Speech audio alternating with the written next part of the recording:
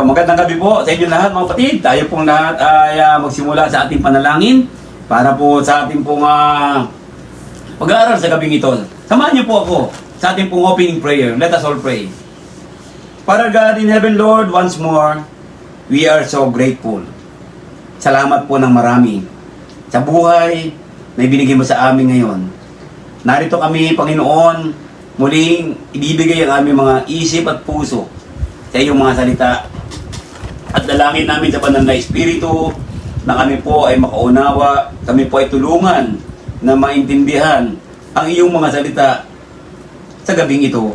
Upang Panginoon, sa aming paikibaka sa mundong ito, habang kami po ay naghihintay sa muling pagbalik ng aming Panginoong Yesus, kami po ay laging maging handa. Katulad ng tagubilin mo sa amin, kami po ay magbantay at manalangin sapagkat hindi namin alam kung kailan darating ang aming Panginoong Yesus. Ngunit narito ang iyong mga salita na nagbibigay sa amin ng pagkakataon na mahihanda po namin ang aming mga kaluluwa. Salamat po ng marami, Panginoon Diyos. Lalong-lalo na sa aming tagapagligtas at Panginoong Yesus. Pamamagitan niya, kami po ay napatawad sa aming mga kasalanan. Muli namin hinihiling na mapatawad mo kami sa aming mga pagkukulang, pagkakasala. Salamat po sa mga blessing na mga binigay mo sa amin. Salamat po ng maraming. Muli Ama, ito po ang aming panalangin, pagpupuri sa iyong dakilang pangalan. Pamamagitan po ng aming Panginoong Yesus. Amen. Yay! Magandang gabi po sa inyo lahat mga kapatid. Tayo po ay muling mag-aral ng salita ng Panginoon Diyos habang tayo po ay nagsishare. Okay? Ngayon po, yung ating pong pinamagatan kanina na title natin, bakit nga po ba nawawala ang kaligayahan? Ngayon po, is happiness a choice? Ito po ang tinatawag natin. Sa Awit, chapter 146, verse 5, Psalms 146, verse 5, ang sabi, happy is he who has the God of Jacob for his help, whose hope is in the Lord his God.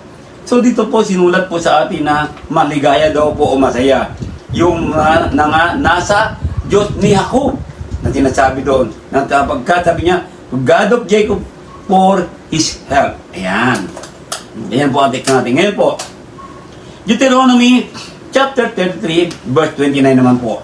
Ang sinabi naman po doon, happy are you, O Israel, who is like you, a people saved by the Lord, the shield of your health and the sword of your majesty. So maligaya daw po, sabi niya, yung mga, sabi niya dito, dahil sa inyo, no, a people saved by the Lord. Mga niligtas ng ating Panginoon. Kanina po, sinabi doon, ang mga, sabi niya, ang mga mayroong Diyos ni Jacob, ngayon naman po ay mga naligtas ng Panginoon Diyos. Yan daw po ay masasaya o maligaya. Sa Proverbs naman po, sinabi ni Solomon, happy is the man who is always reverent, but he who hardens his heart will fall into calamity. So, pansinin niyo po, may kaligayahan na binigay sa atin ng Diyos. May kaligayahan natin na tayo ay nasa Kanya sa sumusunod sa mga sa Diyos ni Jacob, ang ating Panginoon Diyos.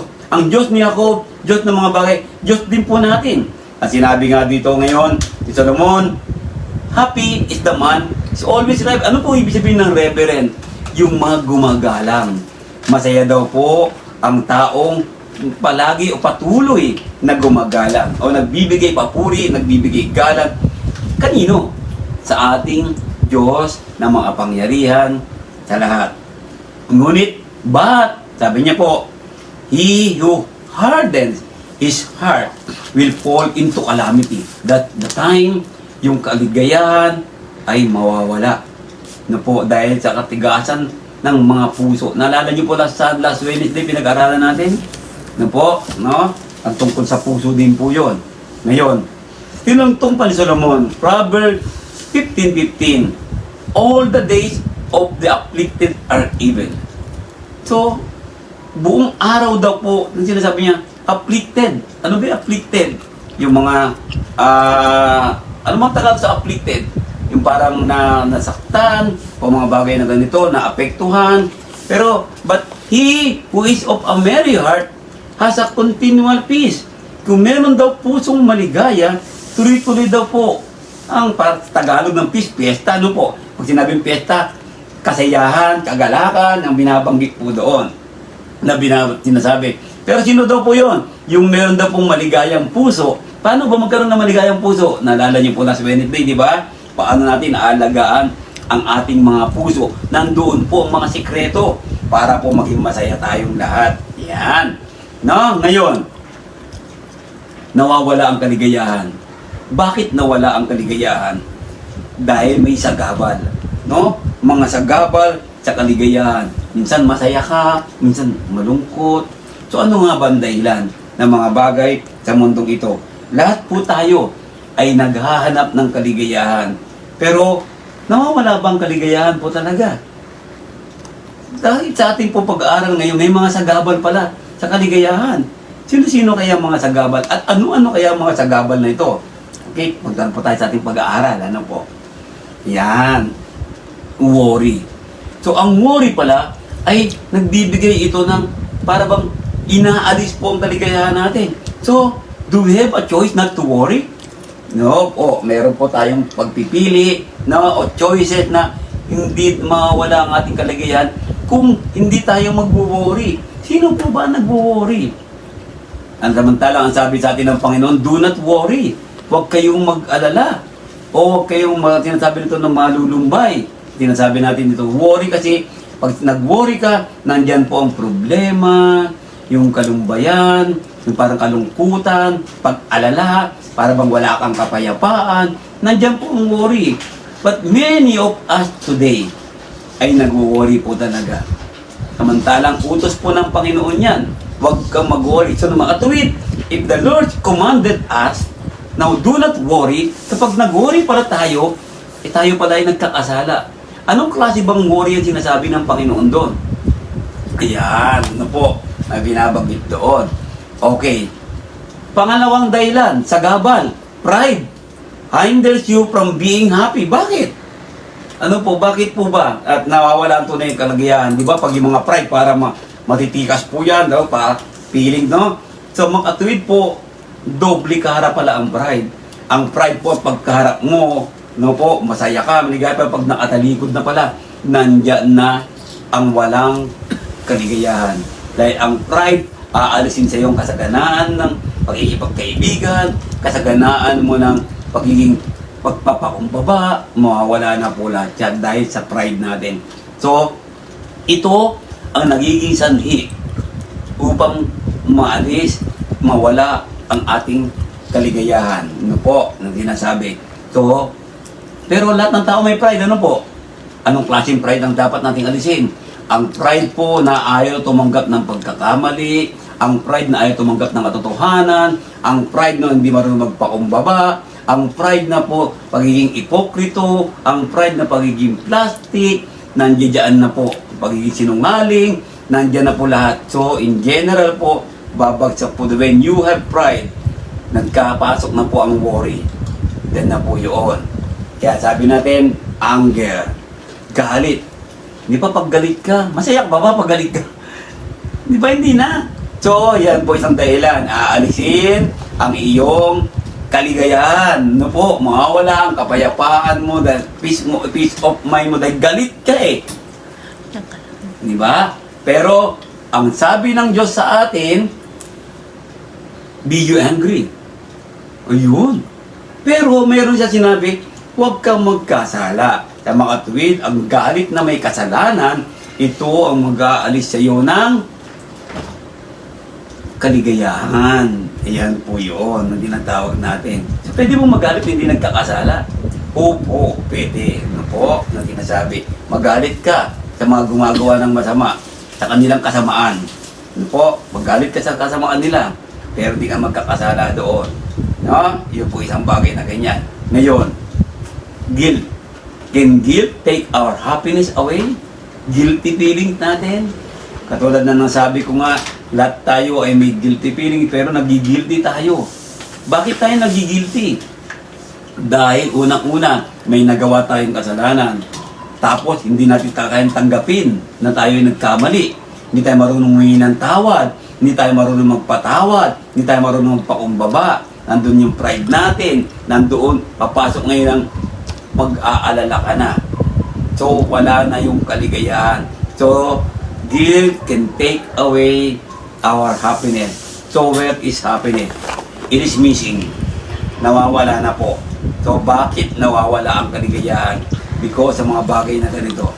Na po, mga kapatid, tingnan natin ngayon. Ito pa. Ito ang pinakaisa sa mga malaking dahilan kung bakit nawawala ang kaligayahan. Kapatid, tanong tayo. Pag may pera ka, masaya ka? Ayan. Kung maraming pera, masaya, no? Nakakatuwa, maraming pera, di ba? Ginagin natin. So, ang pera pala nakakapagbigay ng kaligayahan. Ano po? Tingnan natin. Ayan. Pasok tayo sa pag-aaral natin. Ito. Covetousness. Ayun. Isang malaking dahilan pala kung bakit nawawala ang kaligayahan tayo. Bakit? Kasi, ano ba yung covetousness? Nalala niyo, tinuro ko dati rin to. Di ba? Covetousness is kasakiman. Ayun. No? Na binabanggit dito. So, paano mabanggit sakim? Bakit mawawala ang kasakiman? Ay, bakit mawawala ang tinatawag nating kaligayahan kung marami tayong pera? Dahil sakim tayo? Ayun, di ba pag marami kang pera, kahit sabi nila, pag marami kang pera, kahit sakim ako, hindi na ako malulungkot dahil mabibili ko ang lahat ng bagay. Yun ang sinasabi nila. Ano po, no? Yung binabanggit dyan.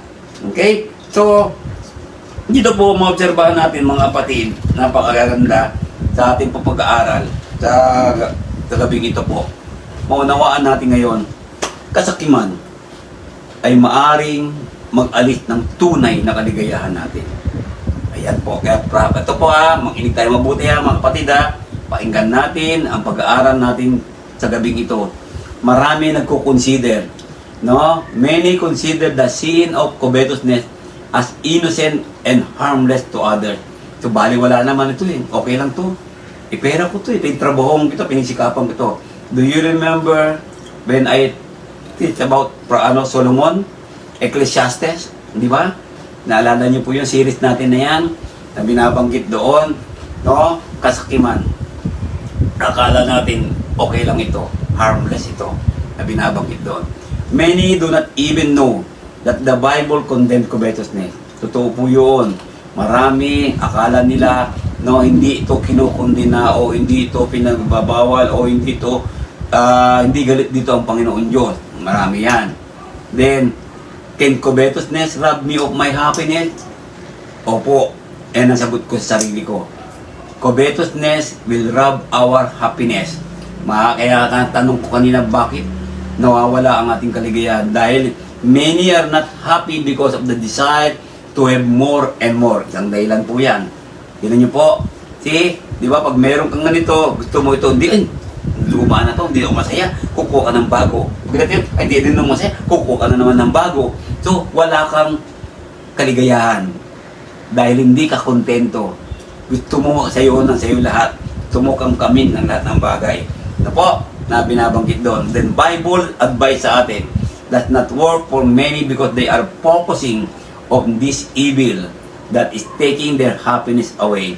So, hindi na pinapansin ang salita ng Diyos. Ngayon, pera lang ba ang pagiging sakim? Hindi po. Nagiging sakim tayo sa ating sarili. Yung imbit na para kay God, kinukuha pa natin. Kaya nawawala ang kaligayahan natin. Tatanong sa akin, Brother Danny, bakit ganito nangyayari sa buhay namin? Kasi sabi ko kasi, hindi ka kasi nag-worship eh. Hindi ka nagsasamba. You did not attend worship, you did not listen to the Word of God, hindi ka nagba-Bible study.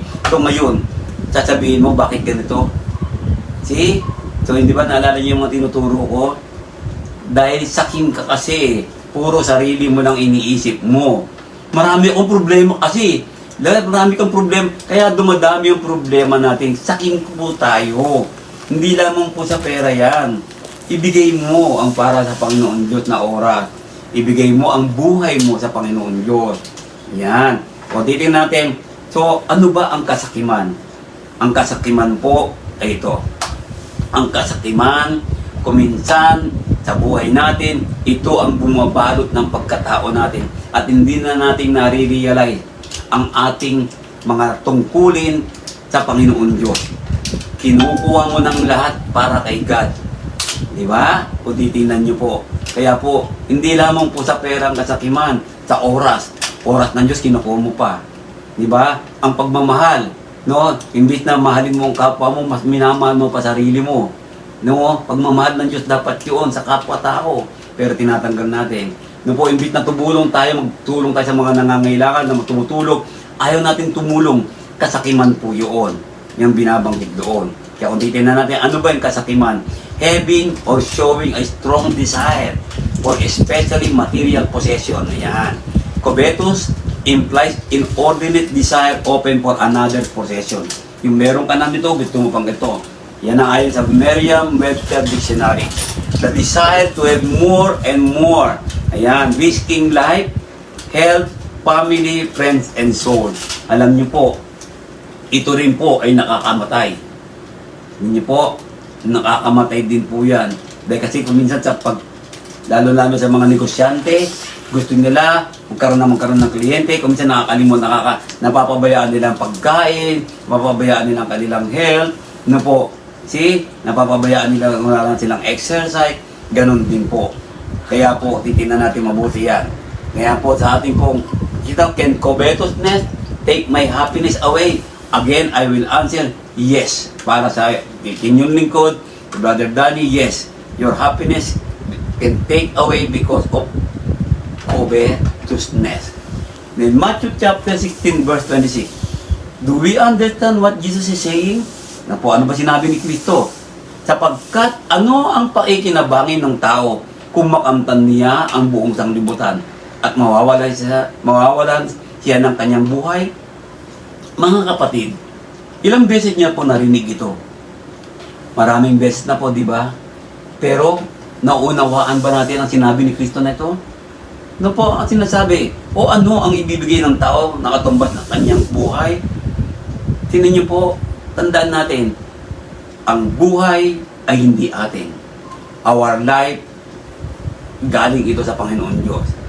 Kaya kung titignan natin, kahit makamtan mo ang buong sanlibutan na ito, sige na, ikaw na ang pinakamayaman sa buong mundo. Can you bring those things when you die? Dadala mo ba lahat yan? Kaya sabi niya dito, mawawala naman ang iyong buhay. Ano makakamit mo? Ano bang ibibigay natin atumbas ng kanyang buhay? Tingnan niyo po, o ano ibibigay ng tao na atumbas sa kanyang buhay? Ano katumbas ng buhay mo? What is your worth?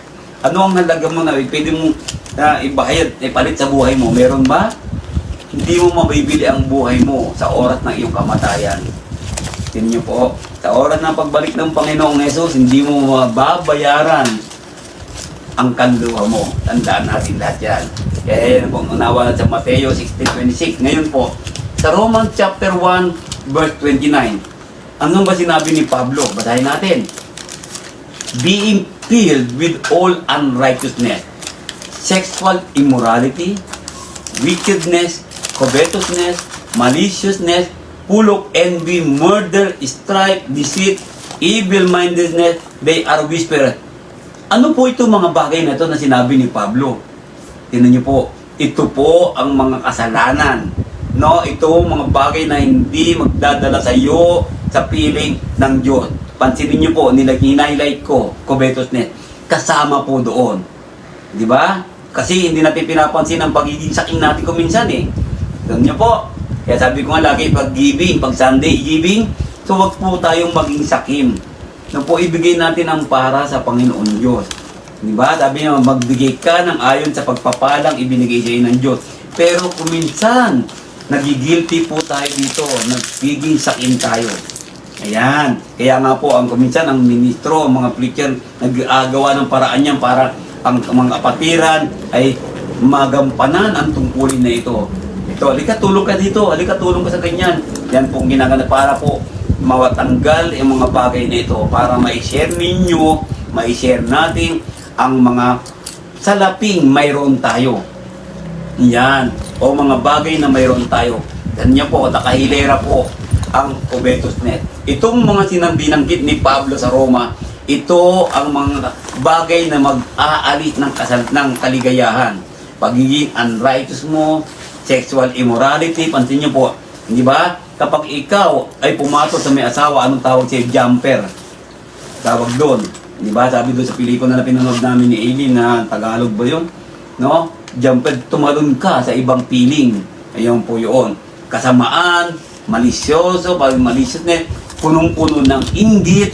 Kaya wala kaligayahan mo eh. Ano po? Murder, kasama po dyan ng angry, ano po, strife, pagdivision, no? Iwahiwalay, no? Wala po, panluloko, no po? Yan, puro kasamaan ang nasa isip mo. Yung bang, they are whisperer. Ano ba yung mga whisperer? Kaya yung mga tinatawag natin ng mga marites sa panahon natin ngayon.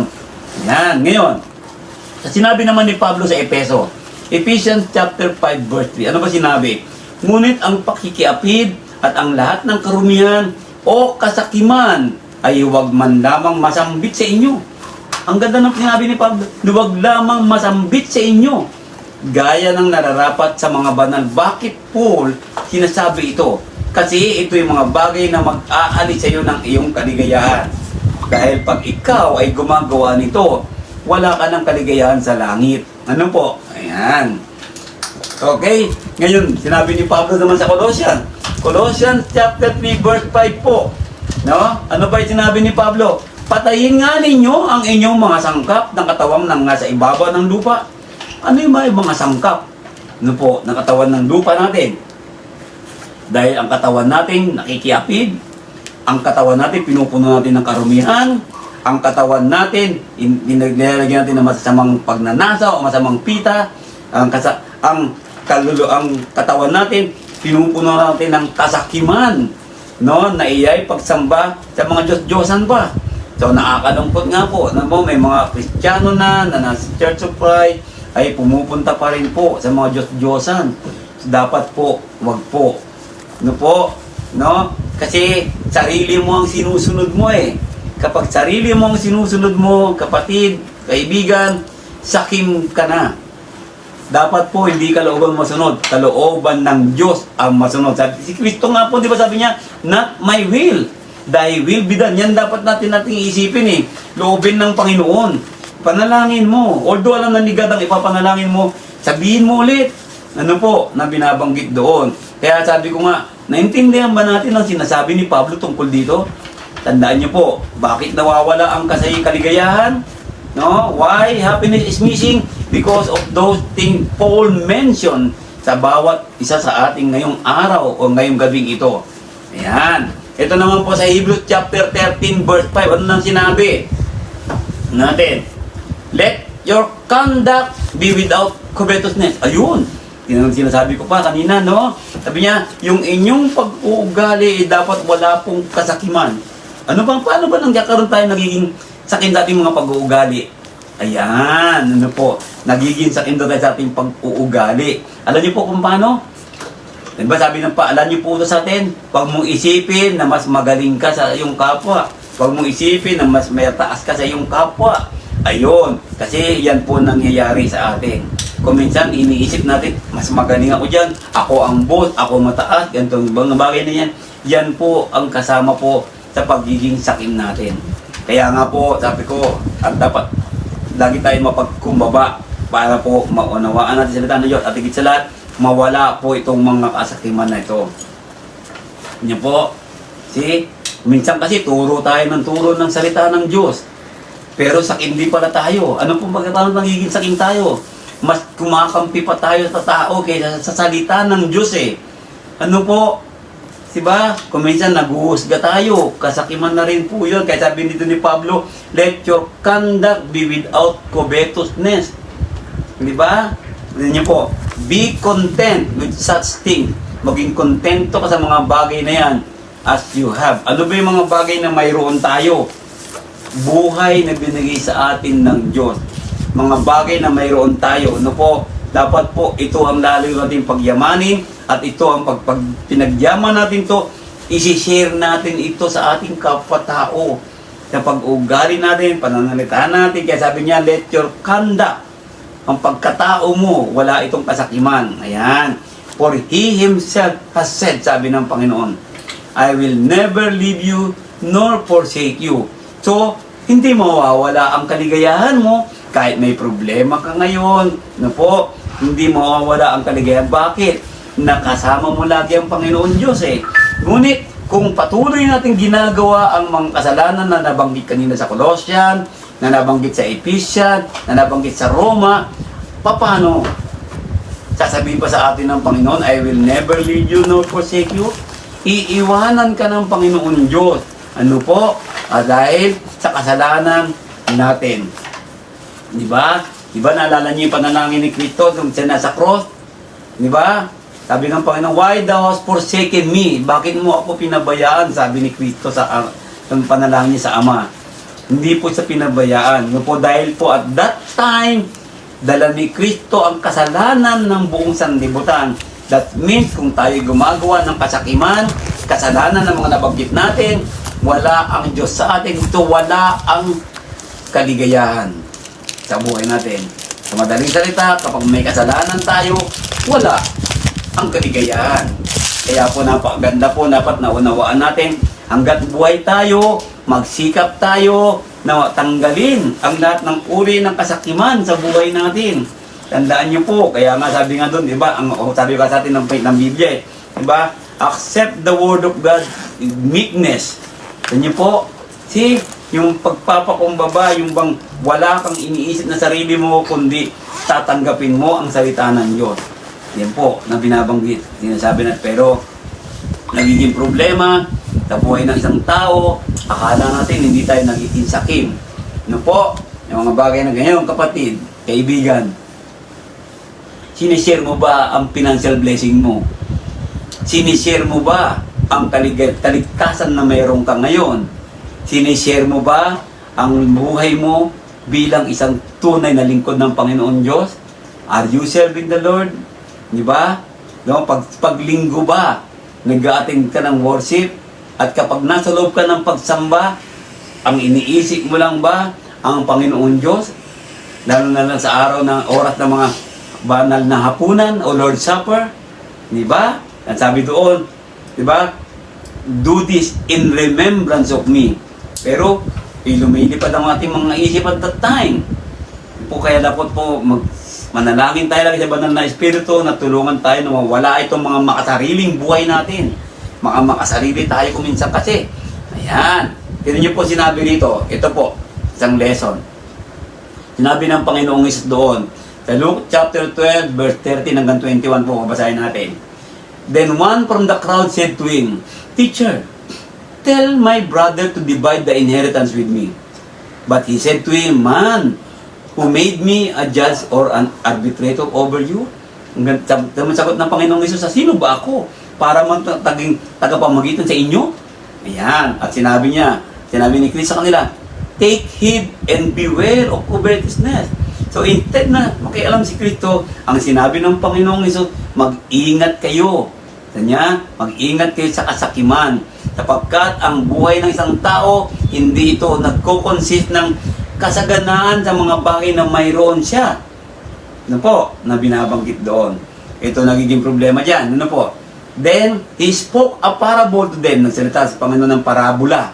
Sabi niya doon, the ground of a certain rich man yielded plentifully.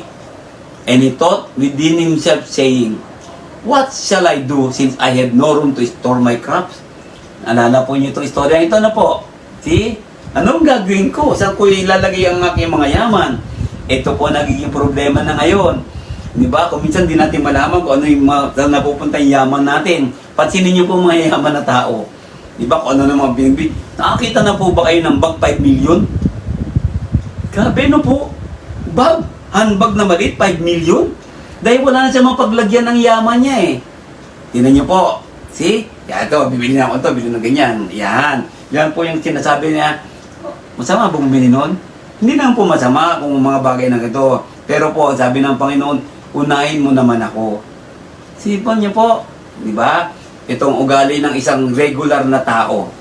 Kuminsan po, katulad halimbawa ng mga galing sa ibang bansa, nagtrabaho ng matagal, nag-ipon ng matagal, pagdating ng Pilipinas, anong nangyari? Buhay, milyonaryo, gastos dito, gastos ganun, gastos yan, ganun din yan.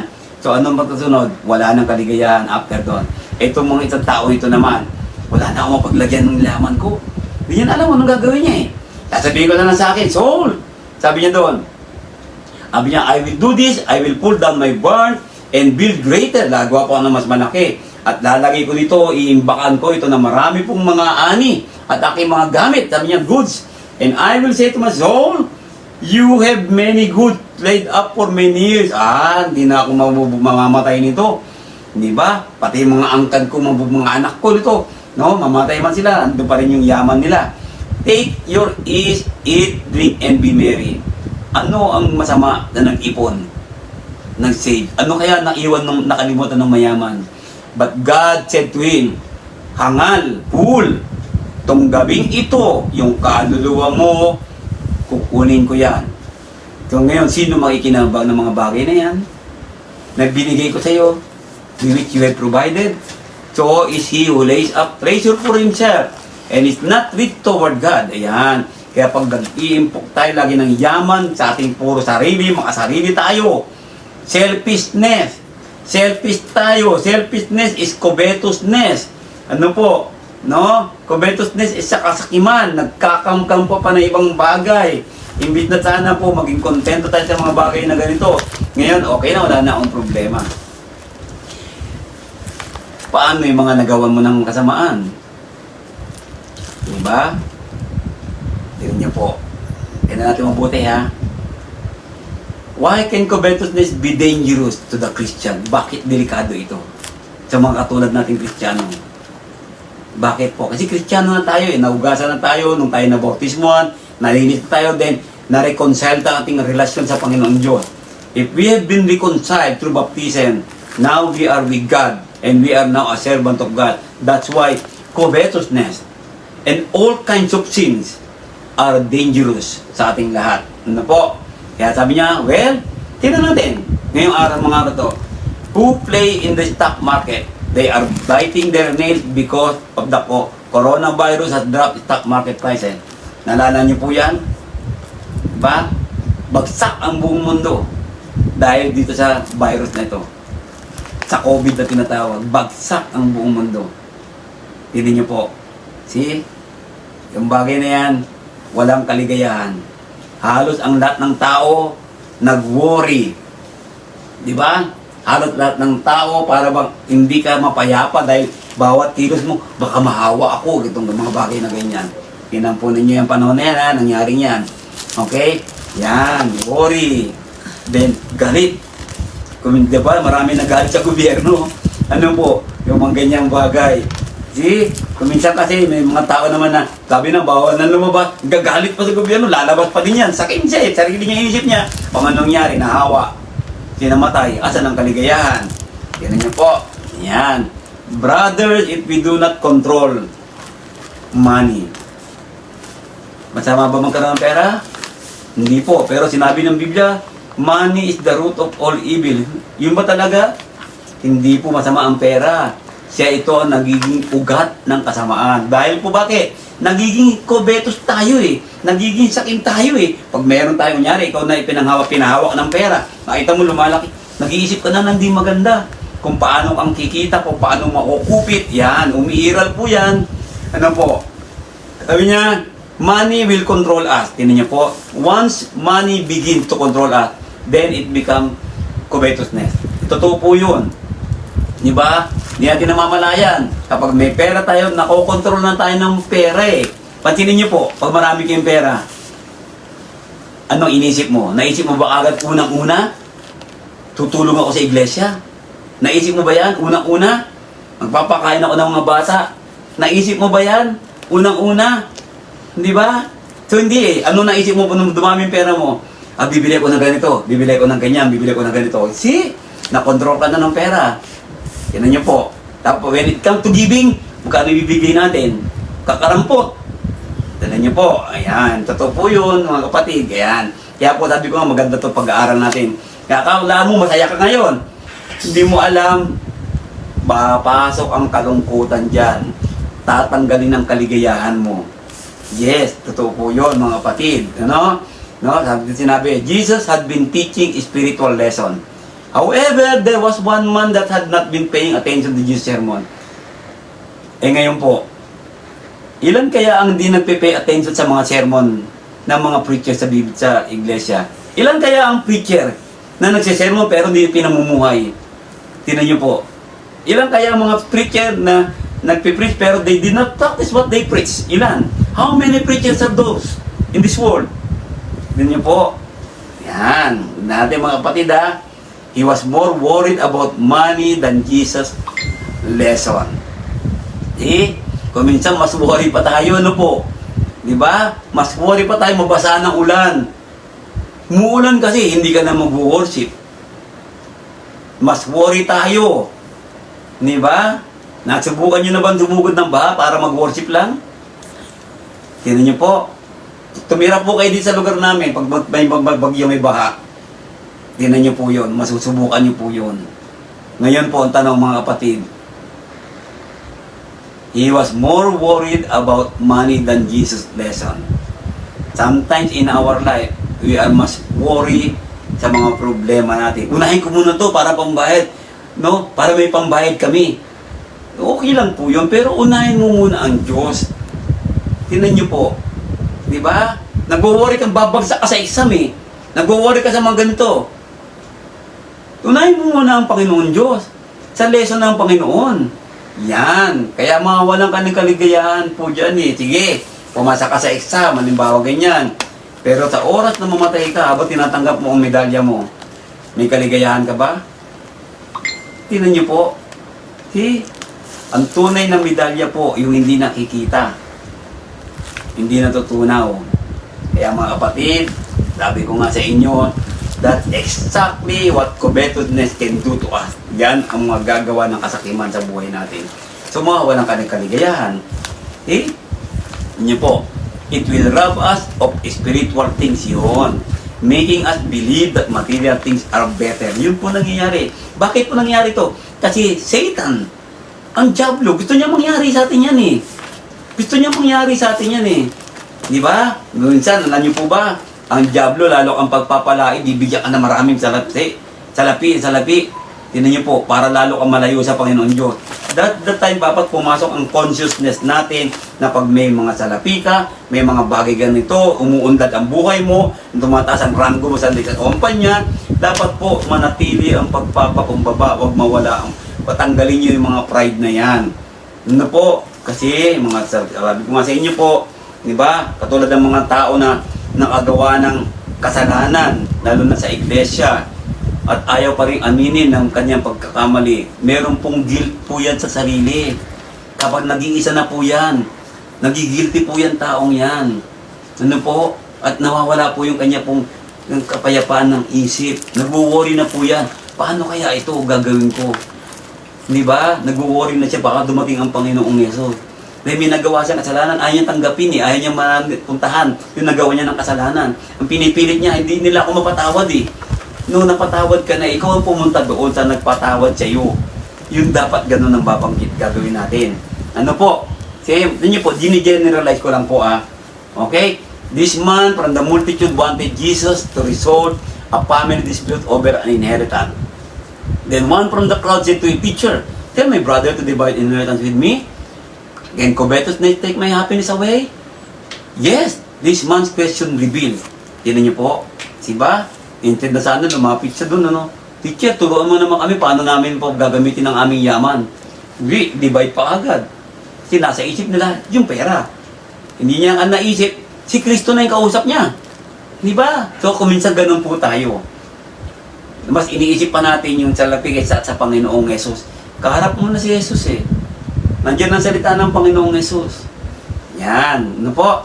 Where his mind was while the Savior was teaching him, nasa kanya yung isip niya. Habang tuturo ang Panginoong Yesus, kasi nandun sa pera eh. Nasa mga bagay, material things. Kaya hindi niya naiintindihan. Kaya tanong niya, teacher, tell my brother to divide the inheritance with me. Tignan niyo po. See?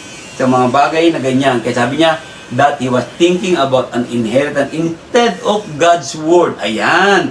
Marami po sa ating ganyan sa loob ng iglesia. Instead na makinig ng salita ng Diyos. Tingnan niyo po, ano ang iniisip natin? Ang mga bagay na material sa buhay natin. Tingnan niyo po, diba? Sabi ko nga sa inyo, sa atin lang mga kapatid, magtiis lang po kayo ng magtiis.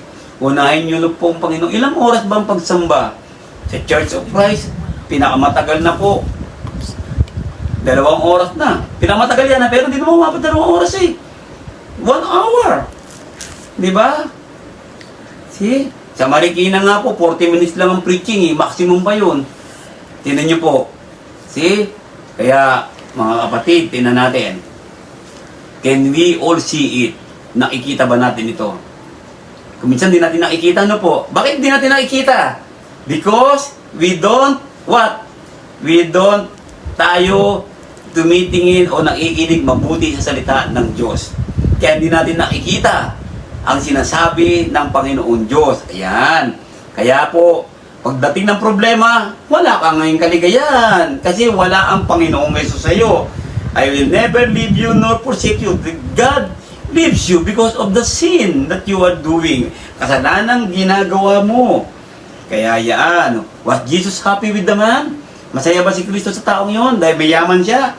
Hindi po. Ayan. Did Jesus condone his lack of attention? Opo. Ano po? Sabi na, no. Sabi niyo, hindi. No, pinayaan na ng Panginoong Hesus. Then Jesus is not happy when material things take first place and priority in our life. Diba? Sabi doon, unahin mo ang Diyos. Seek you first the kingdom of God. Unang-una yan. And all these things shall be added unto you. That's why Jesus told us, and remind us again this evening, not everyone calling me Lord, Lord, shall enter the kingdom of God in heaven. Kaya po, if you want to be happy, if you want to remain happy, maging kontento ka. Unahin mo lagi ang Panginoon Diyos. Then, whatever you have, share. Share mo yan. Share your blessing. Randaan niyo po yun. Ano po? Na binabanggit yan. Kaya sabi niya, man who made me a judge or an arbitrator over you. Sino ba ako? Sabi ng Panginoong Hesus. Pwede sana, no? Eh, Diyos yan eh. Pero, ang nasa isip niya, kasi material, ang Panginoong Hesus spiritual. Sino ba ako para dyan sa pera ninyo? Ayan, no? If we cannot see the simplicity that Jesus used with the man, then may problema tayo. Kung hindi natin makita ang Panginoong Hesus, may problema tayo. Mawawala ang kaligayahan natin. Jesus was not pleased, and He showed it in the way He spoke to the man. Man, ninyo po, man, sabi ng Panginoon, tao, ikaw, lalaki. The term man was a frigid way of answering a carnal request. Yan na po sa panahon nila. Jesus knew what the problem was. Alam ng Panginoon Hesus. Covetousness or greed. Alam ng Panginoon. Kaya po mga kapatid, tingnan natin ang ating mga sarili. Baka pag humingi tayo, may problema tayo, malungkot tayo, hinihingi tayo sa Panginoon. Ano ba ang nangyari? Bakit ka nagka-problema? Ano ba ang nangyari? Bakit nalulungkot ka? Tingnan mo yung mga nakaraan. Baka itong mga bagay na ito, na sinasabi natin, may ginagawa kang mali, ginagawa kasalanan, unrighteousness, ano po, andun po yung pagiging maliciousness natin, ano po, nandun po yung pagiging, para bang, nagmamarites tayo, ganun mga bagay na ganyan. See? Yan, titinan natin yan at nagiging sakim tayo. Okay po. And He said to take heed and beware of covetousness. Ang sagot ni Kristo, sino ako para makialam sa inyo, maging arbiter sa inyong dalawa? At sabi ni Kristo, mag-ingat kayo. Sabi niya, take heed. Isin niyo mga sarili ninyo. Mag-ingat kayo sa kasakiman. Sapagkat ang buhay ng isang tao, hindi ito nagkukonsist sa kung anong meron ka. Tandaan niyo po, na po, when we desire for more and more, then it becomes covetousness and greed. Greedy. Na po, greed ka na, saking ka na eh. Di ba? See? Yung mga bagay na yan. This is a problem that we all need to look at very closely. Bakit po? Tandaan nyo po, baka yan po ay gumagapang sa iyo, hindi mo namamalayan. Sabi ko nga sa inyo po, baka nagiging sakim ka na.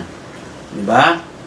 Kaya nga po lagi ko inaaya, di ba? Tingnan nyo po, share your blessing. Meron tayong mga school supply program, yung feeding program. Bakit po natin ginagawa yan? Para po ma-share naman natin ang mga blessing natin. No? Bakit po tayo may mga ganito, mga tutorial center, mga scholar tayo, para po ma-share natin ang blessing natin. Ano po, bakit po tayo nag-evangelize? Para po ma-share ang blessing natin. Tignan niyo po, nandun po lahat eh. Kaya, mga kapatid, simula ngayon, nung po tingnan natin ang mga sarili natin. Ano, di ba? Kung minsan kasi mas initin na natin ang makikitain natin kaysa po araw ng linggo na magsamba tayo, araw tumulong.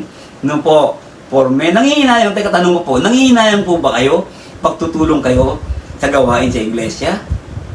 Ayan, tingnan nyo po, sagutin po natin yan. For many, it is simply something that begins as innocent and later becomes a big problem. Totoo po yun. Yan po ang katotohanan, mga kapatid. Kala mo lang. Then, we must preach against covetousness, katulad ni Kristo. Kaya nga po tinuturo natin ngayon yan. No po, kaya po, wag po kayong magagalit, no, talagang nasasaktan tayo. No po, aminin natin mga bagay na ganyan. The church must know about this. No, we must know about ang kasakiman po. Kaya po, araw ng linggo po, ibuhos mo ang buhay mo kay God. Wag po yung puro isip natin. Halimbawa, kay mga kabataan, nag-worship kayo, huwag yung isipin na anong kakainin ko. Ito yan, no? See? Kaya, katulad yung oras ng Bible study. Asan yung mga kabataan? Nanonood ba? Tingnan niyo po, sakim. Bakit naging sakim? Kasi mas inuuna ibang bagay kaysa sa Bible study. Tingnan niyo po, mas manoworry sila na baka hindi ako sagutin ng nililigawan ko. Baka kasi, hindi ako mailibre ng barkada ko. Nag-worry. Samantalang Bible study ngayon. Tingnan niyo po, di ba? In-announce na natin yung Bible study mula pa nung Martes pa lang. Yan. Kaya sabi nito, yan. Pera. Nakakita na po ba kayo ng 5,000 na buo na pera? Wow. Meron po niya, pero hindi naman lumabas ng todo. Yan. 1,000. So we must understand that money will not take us up to heaven. Tingnan niyo po. Money will not take us to heaven. Hindi po. Bakit? Life is not about how much you have. Many are not happy when they look around and don't have what they want. Kung wala siyang, teka na, sana ganun din tayo, no? Sana may ganyan tayo, no? Tingnan mo. Di ba? Buti pa sila may ganyan, no? Tayo wala. Nako-compare mo na sarili mo. Di ba? See? Nawawala ang kaligayahan mo. Kaya kung titignan natin mga kapatid, sa buhay natin, life is not about how much you have. Huwag mo sabihing mayaman ka. Dahil pag namatay ka at pumunta ka sa impyerno, ikaw na ang pinakamahirap. Dahil mahirap sa impyerno. Kaya habang maaga po mga kapatid, habang di pa dumarating ng Panginoong Isus, habang hindi pa gumagapang ang kamatayan sa buhay natin, magbago na tayong lahat. Magsimula na tayo magbago. No? Life is about how you are using what you have. Tingnan niyo po, ang buhay kung paano mo ginagamit, kung ano ang mayroon ka. Mayroon kang lakas, gamitin mo yan. Mayroon kang tenga, gamitin mo. Mayroon kang mata, gamitin mo. Mayroon kang kamay, gamitin mo sa tama. Gamitin mo sa Panginoon Diyos yan. Mayroon kang paa, lumakad ka. Kaya naman alala ng tinuro ko, lalo na mga kapatid, huwag kayong maging tamad. Minsan nasa paligid mo na dumi-dumi na, hindi pa nililinis. Tingnan niyo po. Kasi sakim ka puro sarili mo iniisip mo. Isipin mo din yung kanong bilang halimbawa, sa bahay mo, nandiyan ka. Bigla may dumating bisita, unexpected, ang dumi ng bahay mo. Paano? Yun yung sinasabi ko sa iyo. So, anong ibig sabihin ito? May buhay ka, ang dumi ng kaluluwa mo ngayon. Unexpected dumating si Kristo, paano? Yan ang sinasabi natin. Bakit? Kasi puro sarili mo inisip mo, hindi mo binigyan ng halaga ang Panginoong Yesus. Ngayon, hindi mo binigyan ng halaga ang pagkakataon na binigay sa iyo. Ano sabi ng Panginoon Diyos? As you have therefore an opportunity, do good unto all men. Hindi po do we have an opportunity? Yes, every day of our life, we have an opportunity to do good things. Ayan. See? Na po, many are rich. But only for them. See? Daming mayaman.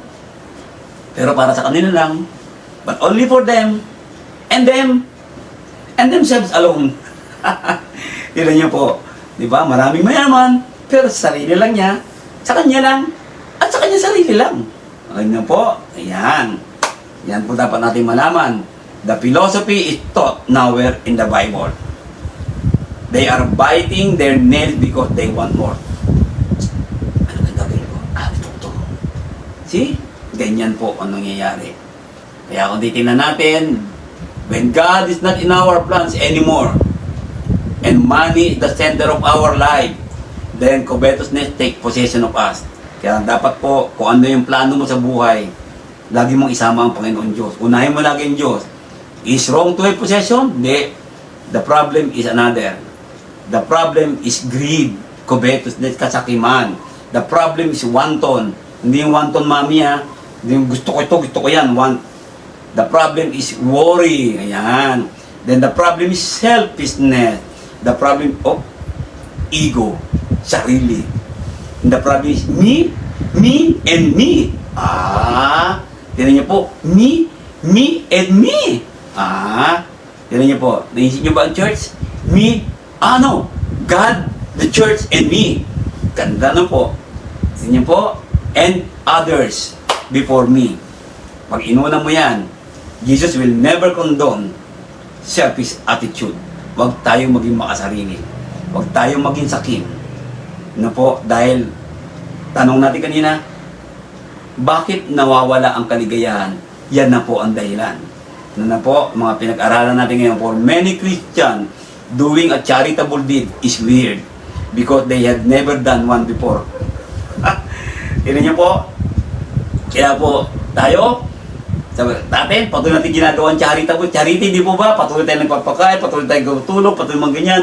Charitable. Kasi, bihira daw po sa Kristiyano ang gumawa niya. Di mo sabi niya, many Christian doing a charitable deed is weird.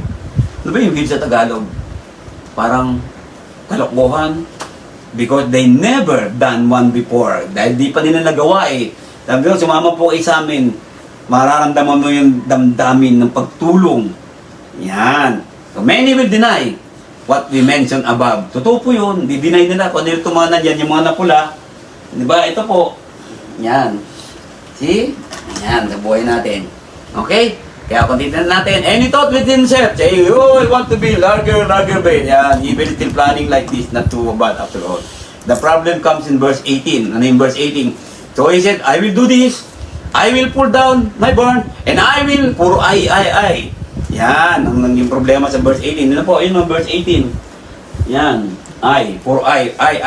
Nangyayari po. Diba? You see, when God is not in our plans, kapag wala ang Diyos sa plano, happiness is gone. Happiness is missing. And we start acting on our own. Kapag sarili mo lang, sinasarili mo yan, mawawala ang kaligayahan mo. Diba sabi pa nga ng Biblia, share your burden with one another. Love one another. Hindi po puro another. Hindi po sinabi ng Panginoon, love yourself. Wala. Hindi po sinabi ng Panginoon na own your own burden. No, wala po. Hindi po sinabi ng Panginoon, get your own blessing. Wala po. Hindi po. See? Titignan natin mga kapatid. No? Sabi niya, ano sasabihin mo sa kaduluwang mo ngayon? What will he say to his soul? Ang sabi ng mayaman, this is how we start to lose our happiness. Diyan na po ang simula na mawala na ang kaligayahan mo. Kaya tanong natin, bakit nawawala yung kaligayahan? Dahil po dyan. No? This is how the Lord can blind us when covetousness is in the center of the heart. Kapag nasa sentro ng puso mo yan. So take note mo nyo. Review nyo po yung pinag-aralan natin noong last Wednesday. Yan. This what happened when we no longer care about anyone else. Only me. Kaya po, the church must care. Kanino? Sa kapwa-tao, sa kapatiran natin. Tandaan po natin yan. And sasabihin natin sa kadalawa niya, he knows that he has a soul. Sabi niya, soul, itong gagawin ko. Paano nasabi ng mayaman yon? Alam niya may kaluluwa siya. Now, the question, do you know that you have a soul? Alam mo ba may kaluluwa ka? Kung alam mo, ito na ang start ng kapatid ng buhay natin, sa mga nakikinig dyan, sa mga share po ninyo, ito po nga sabihin ko, kung hindi pa sila Kristiyano, tanggapin nila ang salita ng Diyos, magbagong buhay sila, tanggapin nila ang inuutot ng Panginoong Hesus, tanggapin si Kristo bilang Panginoong tagapagligtas, maghugas ng kasalanan sa pamamagitan ng bautismo at mamuhay ng tapat. Mamuhay na uunahin lagi ang Diyos, hindi ang kanyang sarili. Ayan, no po. Soul, you have many goods. Totoo po yun. marami tayong gamit, bagay sa bundong ito. Yan. Marami po. Buong taon ng buhay natin, maraming binibigay ang Diyos. Pero wag naman ninyong isipin na sa inyo lang yan. Tandaan mo, pinagpala ka ng Diyos para makatulong, hindi para sa iyong sarili. Tandaan niyo po yan, mga kapatid. Ano po? Na binabanggit doon. Okay? Ngayon, ating pagtatapos din po. Ayan. Tapusin natin. Say natin ha.